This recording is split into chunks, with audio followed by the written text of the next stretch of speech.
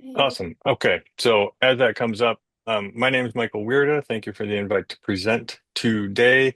I am here to talk about pesticide safety. That is my job. So if you have any questions related to pesticide safety, feel free to contact me. We have a few topics to cover in a short time frame to do it. So we're going to get moving. Next slide, please. So the first thing we need to talk about is pesticides in the environment and those chemical characteristics that affect their movement. Next slide. So in the environment, pesticides only have a few fates that can occur. Go ahead, Claire. First and foremost, the plant can uptake the pesticide. Let's assume we're spraying an herbicide. That's what we want. Next, it can drift. There can be particle spray or volatilization, vapor drift. Okay, Claire.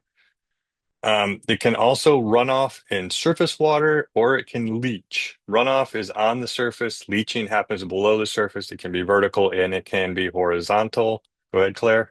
It can also adsorb, and this is adsorption with a D. That means it sticks to soil particles. And then our last possible fate, go ahead, is degradation. So the pesticides can be broken down, be it by the sun, microbes, or other chemical reactions. So how this happens is all related to the characteristics of the pesticides themselves. So that's the next thing we're going to look at. Go ahead, Claire. Our first chemical characteristic is called persistence, and it is exactly what it sounds like. It's whether or not that pesticide will be active when it reaches the next location. So persistence doesn't affect its movement, it's just whether or not it's going to remain active for a long time. So persistent pesticides can lead to long-term control. If you're in agriculture and producing fruits to sell, you can end up with illegal residues on rotational crops. So that's our first one. Next up. Our next one is solubility. Solubility is simply the ability of a substance to dissolve in a solvent, usually water for what we are talking about here today and for the kind of spraying you would likely do. So a water-soluble pesticide can easily move in surface water runoff. It can also easily move through the soil, through the leaching, and it can also easily move in water droplets. And we'll talk more about water droplets shortly. All right, Claire.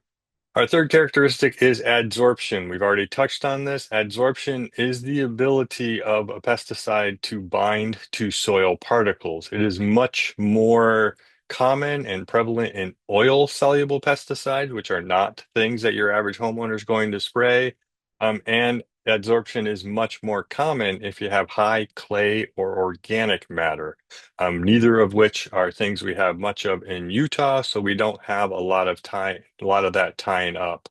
Um, Adsorption can reduce the potential for pesticide movements through the soils, but again, if you have enough water, it will move. All right, Claire? And then we have volatility. Volatility is just the ability of something to change from a liquid or solid to a gas state. Fumigants are obviously volatile. They are meant to be used as gases, but lots of herbicides are also quite volatile. When you read your labeling, you will see that there is often cutoff temperatures for applications, and the labels they'll establish maximum temperatures at which you can spray. Keep in mind, increased temperature, increased wind, and decreased humidity lead to higher volatility probability. So Utah is ready to volatilize in the summer. All right, Claire. Regarding your spraying, when you're out there with your backpack sprayer or your little sprayer, keep in mind the larger the spray droplets coming out of that nozzle, the less distance they're going to float. Spray drift is at its worst when you're spraying at really high pressures and you're putting out tiny, tiny droplets. Those droplets can just get caught up in the air and float away. You don't want that because if they float away, they're not getting on the plants and they're not doing their work. All right, Claire, there it is. Now we're going to talk about how these pesticides can get into you, your family, your children, and your pets. Okay, Claire? So the first and most common route of entry is your skin. That is your dermal skin. That's 97% of all exposures during spray contacts is through your skin. Go ahead, Claire. And the most common common contact point is your hands. So this person went out and sprayed with a fluorescent tracer in their spray bucket, and when they came back and blacklit their hands, they were glowing like this. Okay, Claire? A second, or a little more on absorption through your skin. Different parts of your body absorb at different rates. Warm places absorb more regularly. You can go ahead and click Claire. The scalp, ear canal, and foreheads have lots of oil glands and lots of sweat glands and lots of hair and warmth. So warm places with oil, hair, and sweat glands absorb more regularly. If you look at the palm and the back of the hand, thinner skin absorbs it more readily than that thicker skin. All right. And then your lungs are another route of entry. When you're using the wettable powders, dust, gases, or sprays, you have the possibility of inhaling these things. Something to keep in mind if you're ever using a pesticide and you have to dilute it down, you're doing what's called mixing and loading. And when you're mixing and loading, you are working with the most toxic version of the product you will see all day.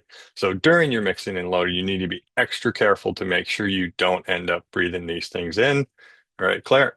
Our eyes are yet another route of entry. Your eyes are very, very capable of absorbing large quantities of chemicals. Going back to eyes and or inhalation. If you've ever gone out and sprayed plants, and then at the end of that spraying operation, you need to clean your glasses because they have spots on it. You can bet dollars to donuts. You probably got some in your eyes, and you more than likely inhaled it. So keep that in mind, and maybe adjust your spraying technique to avoid that in the future. All right, Claire. And then our last route of entry is simply oral, just in through your mouth. So mom always said to wash your hands before you go to the bathroom. I would suggest a mild change to that, that you wash your hands before you eat, drink, or smoke, or go to the bathroom on spray applications today's. And as always, wash your hands when you are done. All right, Claire. So why do we go on about this? Well, because plants, insects, rodents, and humans have similar cellular, nervous, circulatory, and respiratory systems. So pesticides can affect people too. Go ahead, Claire.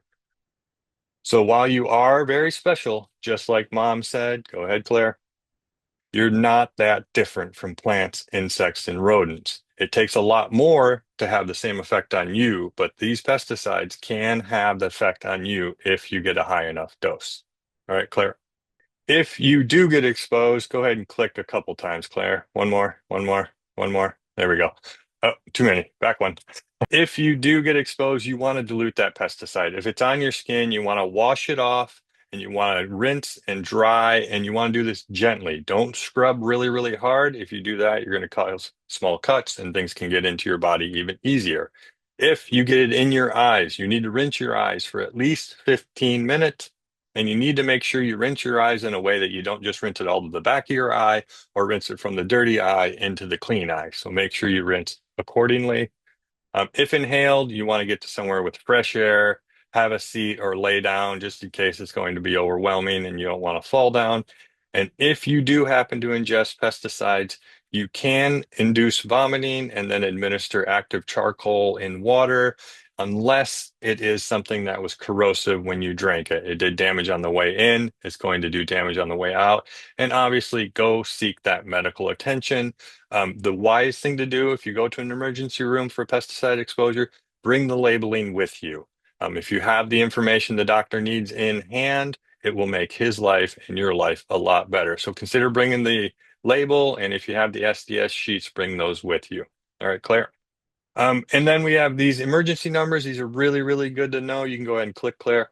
The first number is the National Poison Control Center.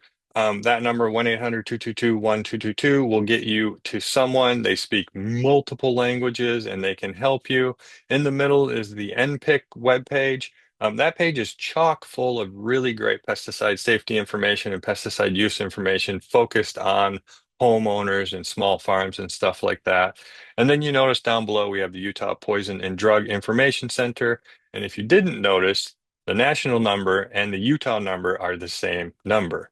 That's because they are area code dependent numbers. So if you're spraying in Utah and you're exposed and you call that number with a Michigan area code, you're going to end up talking to Michigan Poison Control Center somewhere. They will still be able to help, but you just won't get someone local. Okay, Claire? And then one last thing, PPE, let's go ahead. So read your labeling. That's my main part of my job is yelling, read the label.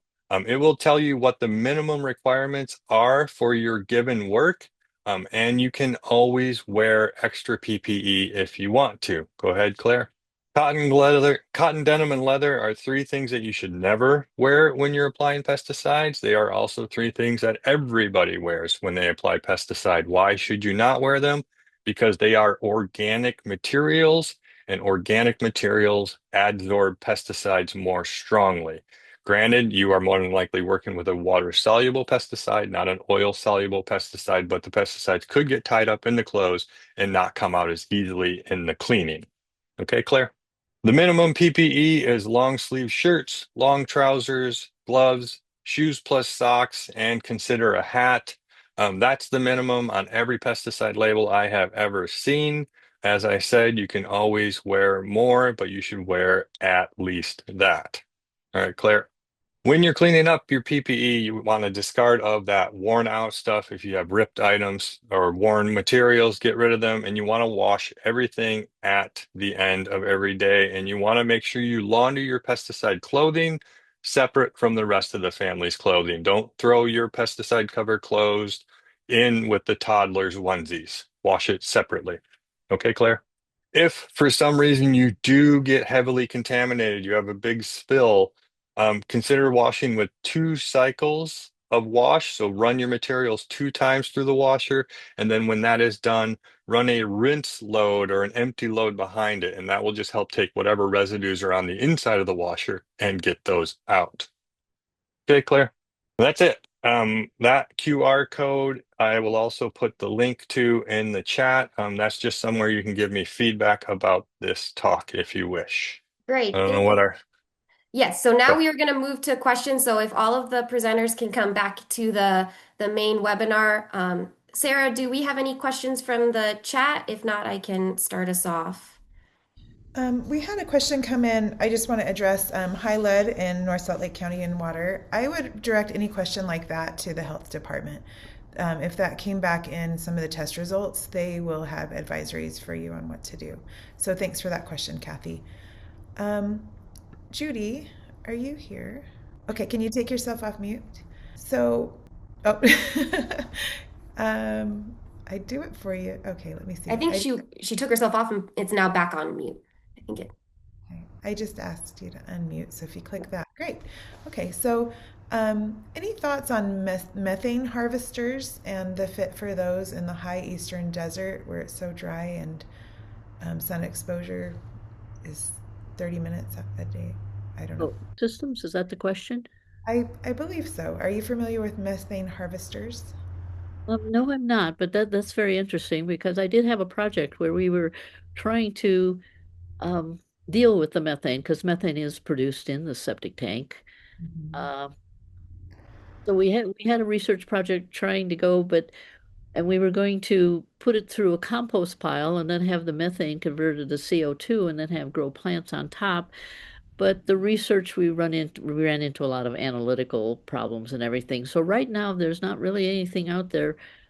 But that's interesting, whoever talked about the methane harvesters, because that is something that, I have been concerned about. And the project actually then we started out looking at removing methane from the septic tanks, and it has actually moved into taking it out of landfills and anaerobic digesters and converting it into you can use methane some methane bacteria that can convert it into a very very profitable byproduct that could just make a lot of money if you could change that methane into something called ectwin, and it's a very very valuable byproduct. So whoever did that talked about the methane harvesters. I would like to hear about it because that is something that we've been dealing with. But there is a problem of methanes coming out of septic tanks. Yes, indeed. But we haven't figured that out yet. Thank you so much. There was a question that came in about Canada thistle, and Paul answered some of that, and then I shared a fact sheet. It's for a lot of questions like that, it's so helpful for me when I have them to just search something random and USU, and then a lot of times you'll get a fact sheet returned. So hopefully that helps. One question that I had for Elizabeth and Emily were with kind of some of the strategies you talked about, like fencing to allow that riparian vegetation to grow back up, or planting to help build up again that bank stability. Is there maintenance that goes with that, or would you consider that for those people that implement it like passive management, where after they kind of do that initial, they can kind of just let that go, or is there going to be continued upkeep with that? I think it would be just regular, like it would depend on the kind of fence that you are installing. So if you're putting in like T-posts and it's not super sturdy, then there probably is going to be a more long-term maintenance than if you're doing like a wooden fence or metal panels or things like that. Also, I think some folks, at least in Summit, are using virtual fencing to fence out riparian areas. So I am interested to see how that can work in smaller areas than just rangeland, because that would be no maintenance, well, less maintenance, but higher upfront cost. Emily, do you have other thoughts? No, that's what I was gonna add, just general fence maintenance.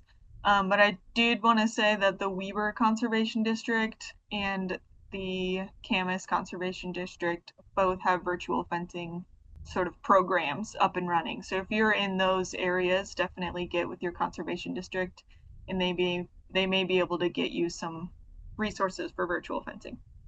And also, to go back to the riparian areas, you can flash graze those. So, like, once you have fenced them out for a while and the vegetation recovers, um, you can go in and graze them quickly, periodically, like not a lot, and still, so you can utilize those areas. You just don't want the cows in them all the time. So just because you fence it out doesn't mean that you can never graze it. It just means you're not going to graze it as much. Mike, do you have any guidance on things like hazmat? Hazmat is a brand name, I'm assuming, and Hazwapper. Do you know? I don't know what those products are. I'm not sure. Yeah, I don't know what they are, so I can't really say much about them.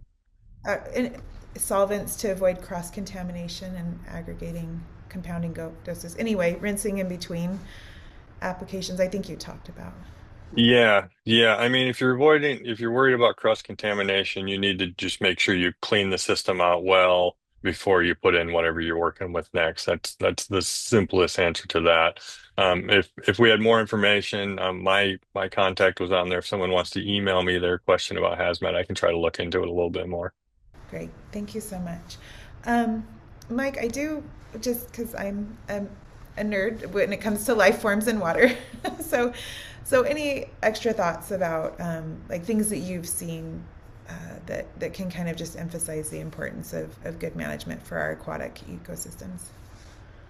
I mean, it all comes down to following the directions on the products you're using. So if you're spraying a pesticide and it says do not spray on water or do not spray within 200 feet of water, that's what you need to do. Having those riparian buffer zones and stuff like that work great, and they all help. But obviously, the biggest X factor in this thing is the person squeezing the trigger. So you need to read your directions and you need to follow those directions, be it the PPE you wear or how you apply when you apply. Don't apply when it's too hot because it's going to drift away and all that sort of stuff. Thank you so much. Mhm. Thank you all. That was kind of rapid fire. I'll turn it back to Claire. That was the majority of our comments and questions.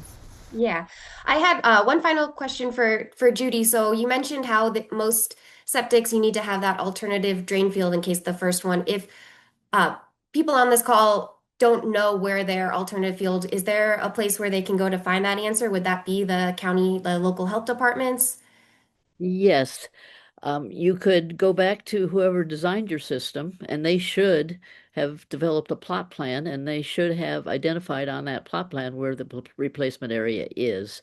And the second thing is going to they should have filed their plans with their local health department, so you could go there and have them look it up too. But that's very, very common. I ask people all the time whether they know where their replacement area is, and they often say, I don't know where it is. So that's a great question. So, Yeah.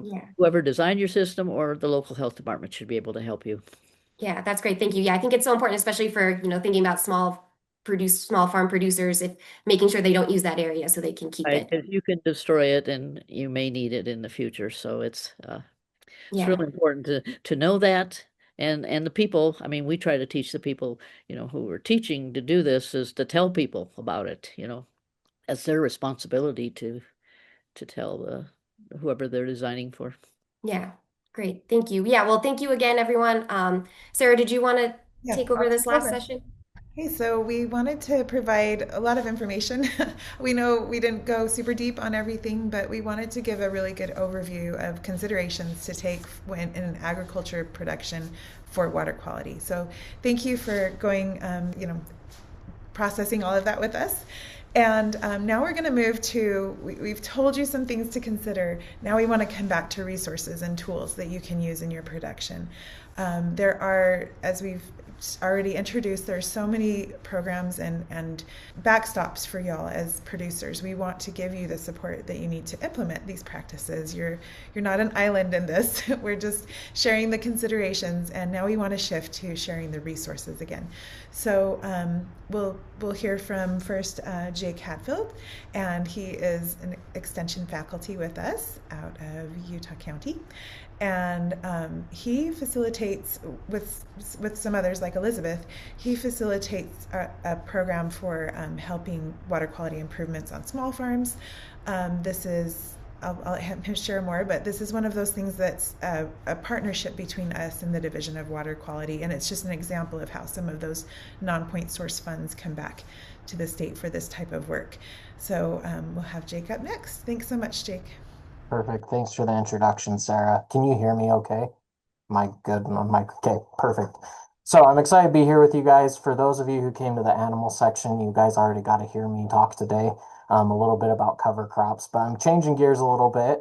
Like Sarah mentioned, I'm going to be focusing more on a program that's available, especially for small farms, specifically relating to water quality. And actually, you'll see there's a couple people on this call with me, Paul Burnett and Jim Bocut, and they both have helped us a ton with this and been a part of this. So it's great to have us all together on this call and whatnot. So with that, kind of wanted to start out by describing the issue, why this project or this program became a thing. So when we look at agriculture, a lot of times in agriculture, we have large facilities that have large waste management issues or just large waste management quantities, right? They have to find ways to be able to expel their waste without creating water quality problems. And that can be a huge issue. It can cause huge problems. Now, when we're looking at this, a lot of times we have government agencies that come in and help with this because our food is important and we need to make sure that we can raise it.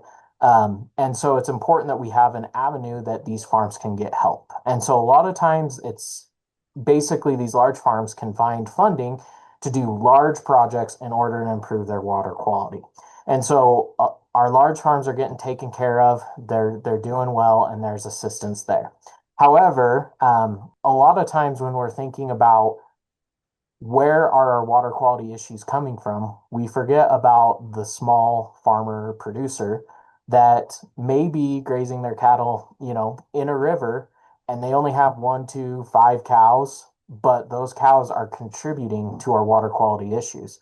I think one of my colleagues liked to tell a story where, we're worried about all these cows and we're piping and doing these things on these large operations. However, he went out to hunt, and while he's on the hunt, there's a cow right there, just basically in a river causing water quality issues. And so, again, there really is not a huge avenue for these small producers, though. Water quality improvements on a farm can be expensive and they can add up quickly. And with a smaller farm, a lot of times you don't have larger margins. So it's really hard to make ends meet to provide water quality improvements on your farm. And so, with that background and just a little bit more information, so just to keep you in mind, this is from 2020, so the statistic's a little old, but livestock and poultry produce almost 13 more waste than the entire US population. That's a crazy stat to think about. That's a lot of waste management that we're dealing with. Because of this, the EPA has created laws and regulations for managing manure, and it's important that they're followed. And like I mentioned earlier, A lot of times on our big agriculture operations, we're really working hard to make these followed, but on our small ones, we're missing. And that's kind of what this last bullet point shows. With the Division of Water Quality, they noted that most issues were coming from smaller farms and ranches and not necessarily the larger scale producers. Okay. So this is something to think about. And this is kind of the problem that we are coming up with. And so working with the Utah Department of Environmental Quality, us at USU Extension, kind of came together. Basically, us at USU Extension applied for funding from the Division of Water Quality. And I'm sorry, I realize I don't have the Division of Water Quality, I have environmental quality, but overall, working with those guys and being able to apply for that funding, we're able to get funding to create this program that's basically the Small Farm Water Quality Improvement Project. And so, one thing you should know about this program is we have actually received funding for this program for the past 4 years. I think it might actually be 5 years up to this point.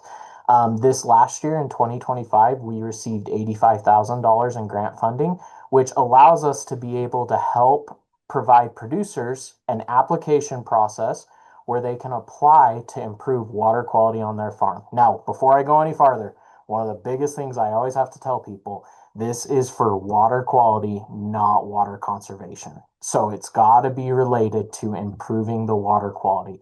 Water conservation falls under some of the other programs that the Utah Department of Ag and Food can offer.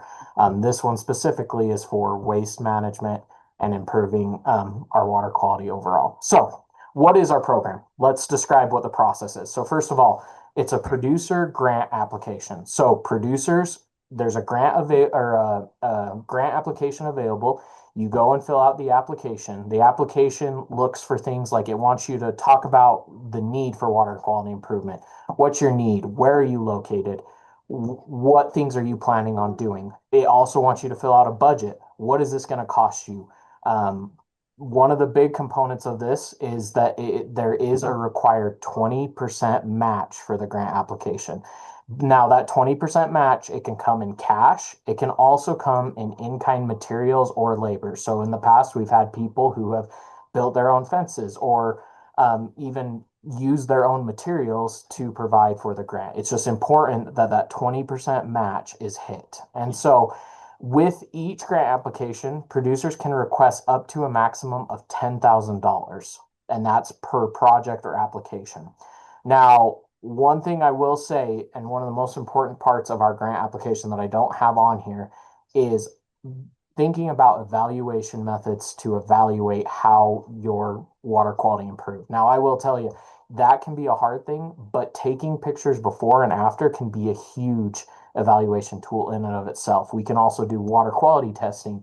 We can do tests before and after. We can look at many different options to be able to accomplish that. Now, the last thing I should say, a lot of people think you apply for the grant and you just get the funding immediately.